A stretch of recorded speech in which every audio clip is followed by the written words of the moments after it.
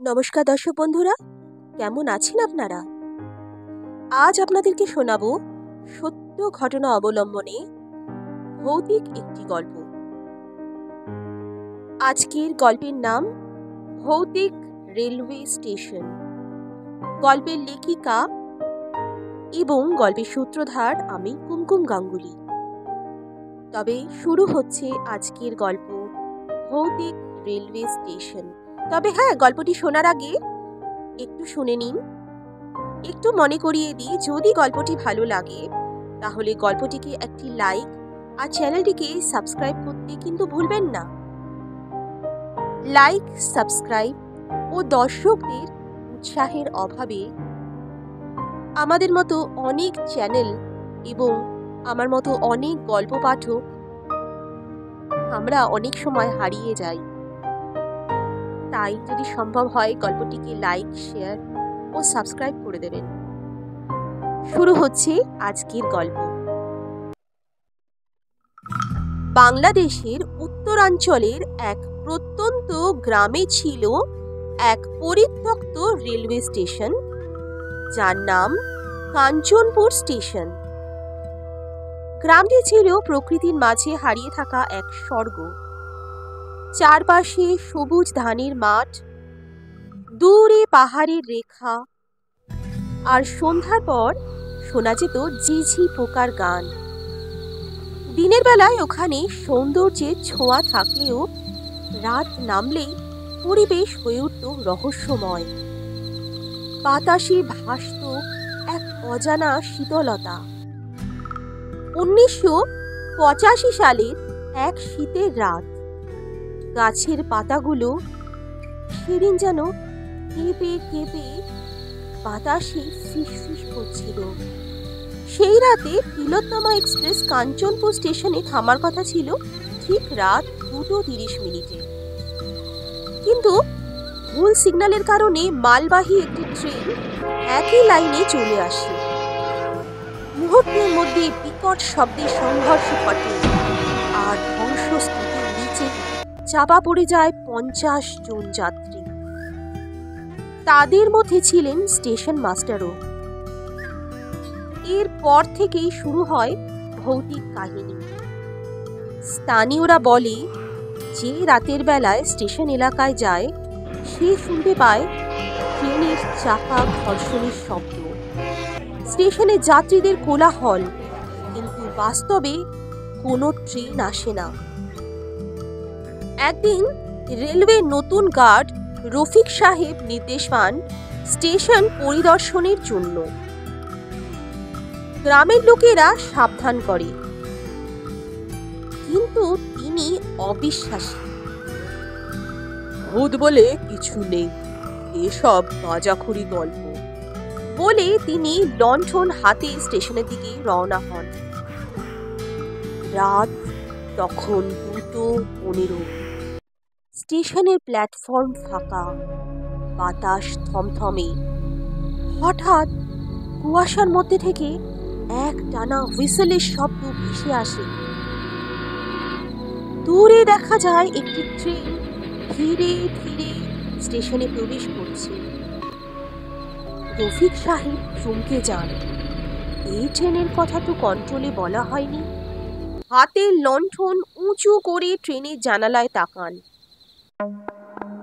সেখানে অস্পষ্ট কিছু মুখাবয়ব দেখা যায়, রক্তাক্ত, বিবর্ণ। কে আছেন?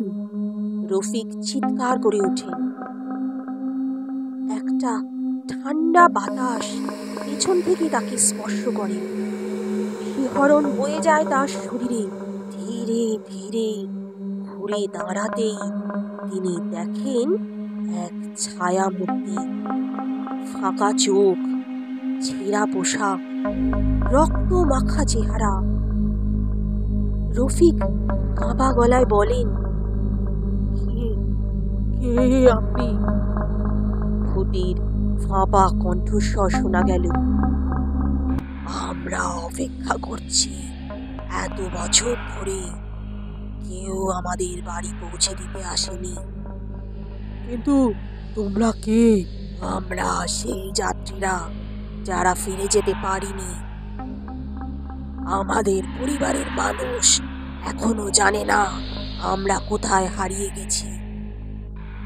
রফিক হতবাক হয়ে গেলেন। হঠাৎ পিছন থেকে অনুভব করলেন আরো কয়েকটি ছায়ামূর্তি তাকে ঘিরে ধরেছে।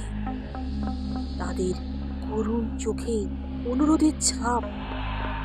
আমাদের মুক্তি দাও। তিনি দৌড়ে পালাতে চাইলেন, কিন্তু তার পা যেন জমে গেল। তার চোখের সামনে দাঁড়িয়ে থাকা ছায়ামূর্তিটি আস্তে আস্তে এগিয়ে আসছিল। সেই ছায়া অবশেষে রফিকের কাছে পৌঁছে গেল। সেই ছায়ামূর্তি এক সময়ের স্টেশন মাস্টার, যার দেহ ছিল রক্তাক্ত, চোখ গহরে হারিয়ে গিয়েছিল। সে কথা বলল এক অদ্ভুত কণ্ঠে। তুমি কি আমাদের মুক্তি দিতে পারবে? রফিক কিছু বলতে পারছিল না, তার কণ্ঠ শুকিয়ে গিয়েছিল। চারপাশে নিস্তব্ধতা বিরাজ করছিল, যেন পুরো পরিবেশ থমকে গেছে। দূরে ঝিঁঝি পোকার আওয়াজও ম্লান হয়ে গিয়েছিল। বাতাস এমন ভাবে প্রবাহিত হচ্ছিল যেন কারোর ভয়ের ছায়া ছড়িয়ে পড়েছে। আমরা অনেক বছর ধরে এখানে ঘুরে বেড়াচ্ছি, ছায়ামূর্তিটি বলল। আমাদের শেষকৃত্য হয়নি, আমাদের আত্মা মুক্তি পায়নি। তুমি আমাদের সাহায্য করতে পারবে? এতক্ষণ রফিক সাহেব ভয়ে স্থির হয়ে গিয়েছিলেন। রফিক আর থাকতে পারলেন না। কোনোভাবে নিজের ভয়কে হারিয়ে এক ধাক্কায় নিজেকে ছাড়িয়ে স্টেশন থেকে দৌড়ে বেরিয়ে এলেন। পেছনে শোনা গেল একসাথে বহু মানুষের চাপা কান্নার আওয়াজ। বাড়িতে পৌঁছে রফিক সাহেব নিজের পরিবারকে কিছুই জানালেন না, কিন্তু মনে মনে সিদ্ধান্ত নিলেন যে তিনি ওই অসহায় আত্মাদের শান্তি দেওয়ার একটা চেষ্টা নিশ্চয় করবেন। পরদিন ভোর হতে রফিক সাহেব লোকমুখে প্রচলিত এক সিদ্ধ ফকির বাবার কাছে এবং সমস্ত ঘটনা ওনাকে বিবরণ দিয়ে কিছু মন্ত্র এবং করণীয় কাজ জেনে নিলেন। গতরাতে সেই ভয়াবহ অভিজ্ঞতার পর রফিক সাহেব আবার আজ রাতে রওনা দিলেন সেই একই পথে। সেই একই জায়গায় উপস্থিত হতে রফিক সাহেবের মধ্যে আবার সেই তীব্র শিহরণ শুরু হলো। তার কণ্ঠ শুকিয়ে গিয়েছিল, চারপাশে নিস্তব্ধতা বিরাজ করছিল। কিছুক্ষণ পর আবার সেই ছায়ামূর্তিদের আবির্ভাব হলো। কাঞ্চনপুর স্টেশনের গাছের পাতাগুলোর নিচে তখন বাতাস প্রবাহিত হচ্ছিল। বাতাসে ঝিঝি পোকার আওয়াজ, দূর থেকে শিয়ালের ডাক, সব কিছু যেন এক গভীর রহস্যের মধ্যে আচ্ছন্ন হয়ে গিয়েছিল।